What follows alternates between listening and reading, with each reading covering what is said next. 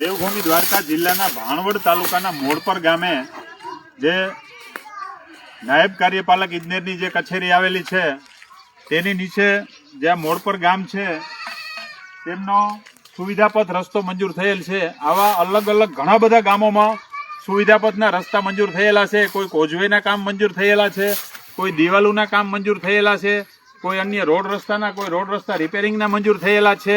પણ જે રેગ્યુલર નાયબ કાર્યપાલક ઇજનેરની જે કચેરી છે તેમાં નાયબ કાર્યપાલકની જે પોસ્ટ છે ઘણા બધા સમયથી ચાર્જમાં હાલે છે।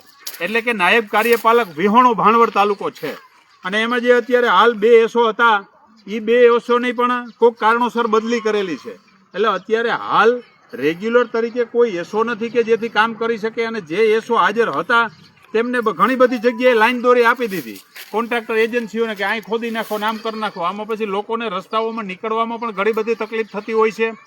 એટલે એક કલેક્ટર સાહેબને અને ડીડીઓ સાહેબને એક લેખિતમાં પણ રજૂઆત કરી છે કે ભાઈ આ અમારે ભાણવડ તાલુકામાં 54 ગામ આવેલા છે। એક તો 54 ગામમાંથી ઘણા બધા વિસ્તારના એવા રસ્તાઓ છે કે એકદમ બિસ્માર હાલતમાં છે અને ઘણા બધા રસ્તાઓમાં જે જંગલ કટિંગ, સાઈડ કટિંગ છે એ પણ કરેલા નથી। ઘણા બધા રસ્તાઓ છે એની સાઈડ પાટલી પણ ભરેલી નથી। તો આ બધાના જવાબદાર કોણ?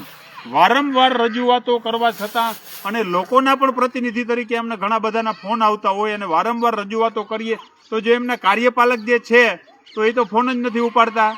એમનો તો આ કાર્યક્ષેત્રમાં રહેવાનું જ નથી। એટલે આ વખતે જે દેવભૂમિ દ્વારકા જિલ્લામાં સંકલન બેઠક થાય ત્યારે, એટલે કે જે સંકલનની બેઠક મળે છે એમાં અને જે દિશાની મિટિંગ હોય એમાં જે આ ભાણવડના પ્રશ્નો છે એને તાકાતથી ઉઠાવવામાં આવશે અને કલેક્ટર સાહેબને અને ડીડીઓ સાહેબને જે રજૂઆત કરી છે એમાં ભાણવડ તાલુકાનો વિકાસ અટકે નહીં અને ભાણવડ તાલુકાના લોકોને રોડ, રસ્તા અને બીજા અન્ય બાબતમાં સરળતા રહે તે માટે તાત્કાલિક અસરથી અહીંયા જે અધિકારી કર્મચારી છે એની નિમણૂક કરો જેથી તમામ લોકોને સરળતા મળી રહે। જય જવાન, જય કિસાન, જય જય ગરવી ગુજરાત।